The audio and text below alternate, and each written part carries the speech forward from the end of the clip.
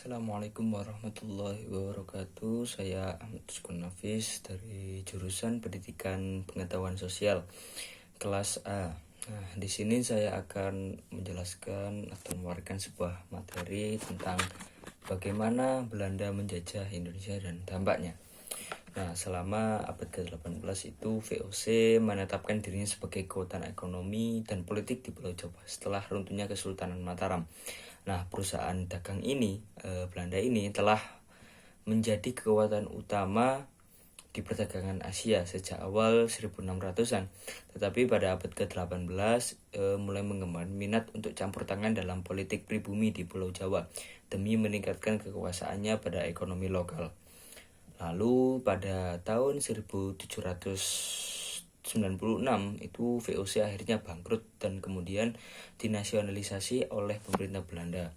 Nah, dua nama arsitek yang saya tahu yakni adalah yang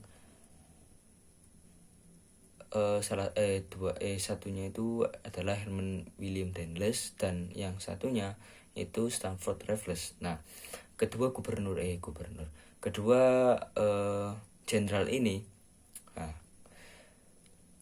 itu membagi Pulau Jawa dalam distrik-distrik yang dipimpin oleh pegawai negeri sipil Eropa yang disebut residen. Nah, lalu Raffles itu melanjutkan reorganisasi pendahulunya dengan mereformasi pengadilan, polisi, dan sistem administrasi di Jawa.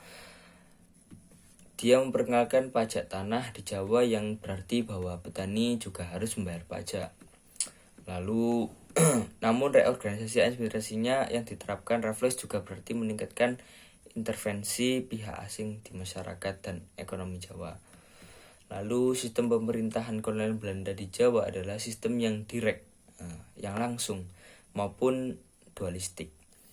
Bersamaan dengan hierarki Belanda, ada hierarki pribumi yang berfungsi sebagai perantara antara petani Jawa dan layanan sipil Eropa. Bagian atas struktur hierarki pribumi ini terdiri dari para aristokrasi Jawa, sebelumnya para pejabat yang mengelola kerajaan Mataram. Namun karena dikuasai penjajah, para pria ini terpaksa melaksanakan kehendak Belanda. Lalu semakin banyak suara terdengar di Belanda menolak sistem tanah paksa dan mendorong sebuah pendekatan yang lebih liberal bagi perusahaan-perusahaan asing. Terus penolakan sistem-sistem tanah paksa ini terjadi karena alasan kemanusiaan dan alasan ekonomi.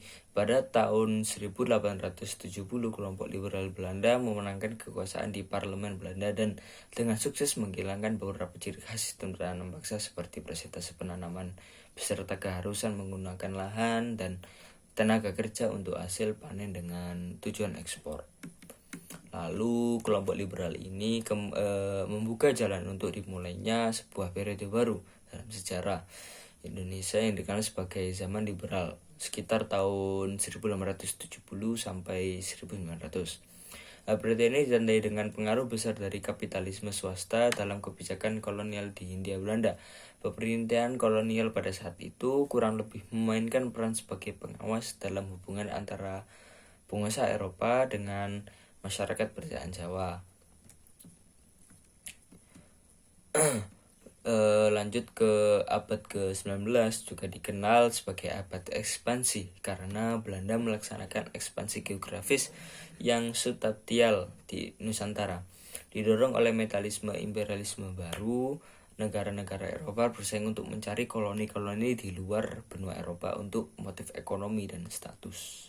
Salah satu motif penting bagi Belanda untuk memperluas wilayahnya itu di Nusantara selain keuntungan keuangan adalah untuk mencegah negara-negara Eropa lain untuk mengambil bagian-bagian dari wilayah ini. Pertempuran paling terkenal yakni adalah di Aceh, pertempuran di Aceh pada tahun 1973 dan berlangsung sampai 1913. Berakibat pada kematian lebih dari 100.000 jiwa. Lalu integrasi politik antara Jawa dan pulau-pulau lain di Nusantara sebagai kesatuan politis kolonial telah tercapai pada awal abad ke-20. Waktu perbatasan Hindia Belanda mulai mirip perbatasan yang ada di Indonesia saat ini. Ratu Belanda itu membuat pengumuman pada pidato tahunnya bahwa kebijakan baru, yakni politik etis, akan diterapkan di Hindia Belanda. Lalu politik etis ini bertujuan untuk meningkatkan standar kehidupan penduduk asli. Pada tahun 1908, para mahasiswa di Batavia mendirikan Asosiasi Budi Utomo, kelompok politis pribumi yang pertama. Peristiwa ini dianggap sebagai alat kelahiran nasionalisme Indonesia. Hal ini memulai tradisi politik kerjasama antara elit muda Indonesia dan para pejabat pemerintah Belanda yang diharapkan untuk membantu wilayah Hindia Barat mencapai kemerdekaan yang terbatas. Lalu pada awalnya pemerintahan kolonial Belanda mengizinkan pendirian gerakan-gerakan politik lokal. Namun ketika ideologi Indonesia diradikalisasi pada tahun 1920-an, itu pemerintah kolonial Belanda mengubah kebijakannya. Sebuah rezim yang relatif toleran diganti dengan rezim represif yang menekan semua tindakan yang diduga subversif. Rezim represif ini justru mempengaruhi keadaannya, memperparah keadaannya dengan meradikalisasi seluruh gerakan nasionalis di Indonesia. Peristiwa penting lainnya bagi nasionalisme Indonesia adalah Sumpah Pemuda pada tahun 1928 pada kongres yang dihadiri organisasi muda ini. 3 idealisme dipromosikan menyatakan diri memiliki satu tanah air, satu bangsa, dan satu bahasa. Tujuan utama dari kongres ini adalah untuk mendorong persatuan antara kaum muda Indonesia. Di dalam kongres ini juga ini lagu yang kemudian menjadi lagu kebangsaan nasional. Mungkin berlanjut kepada dampak yang diakibatkan penjajahan Belanda. Yang pertama, dampak negatif yang dilakukan Belanda. Yang pertama yakni kehidupan bangsa Indonesia ini menjadi sangat miskin, terbelakang, dan memprihatinkan karena berbagai penindasan oleh pemerintah kolonial Belanda yang selalu bersikap sewenang-wenang terhadap bangsa Indonesia. Yang kedua, banyaknya peperangan atas berbagai kerajaan di berbagai daerah Indonesia yang dilakukan pemerintahan kolonial Belanda mengakibatkan banyaknya masyarakat Indonesia yang meninggal. Yang tadi 100.000 jiwa yang meninggal. Yang ketiga, yakni terpecah-pecahnya masyarakat Indonesia karena politik adu domba pemerintahan kolonial Belanda.